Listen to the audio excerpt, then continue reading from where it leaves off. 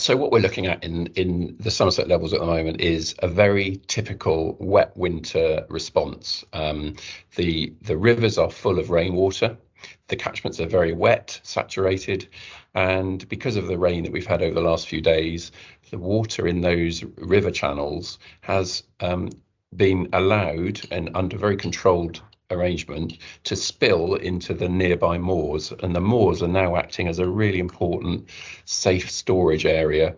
They're behaving like a reservoir, really, keeping that rainwater away from communities, away from infrastructure, until the level in the rivers recedes, which it started to do already because the rain's sort of eased off, until we can pump it back out into the river channels and away out to sea. And that's the situation we're in now. We're just waiting for that capacity to improve so we can start to remove that water. Because we've had some drier winters in the last 2 or 3, 4 years, we haven't seen this happen, but it's very, very typical for the month, the sort of month we're having.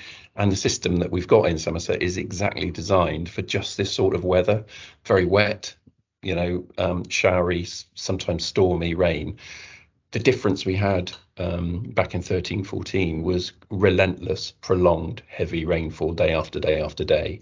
And we just haven't had that, and we're not worried that we're in that situation. Yeah, lots of things have happened on various levels. So communities themselves are now much better protected, much better informed, and much more resilient themselves. So they understand more about the risk of flooding in Somerset, and that's a really important factor in flood resilience, that communities can look after themselves much better and understand the risks that they face. And we've done a lot of work with communities and with our partners to make sure that that's in place. The local authorities, Somerset Rivers Authority, have spent a lot of money on improving the infrastructure of the county in this area, so that when floods do occur, that business and private lives and so on can carry on pretty much unaffected. So things like in the Mutchelney area, raising one of the roadways that connects the village to the rest of the local area, and that means that people in Mutchelney won't be cut off now. As well as things like undertaking channel maintenance, dredging, following the severe floods, which all helps to increase the capacity in the system and manage flows better.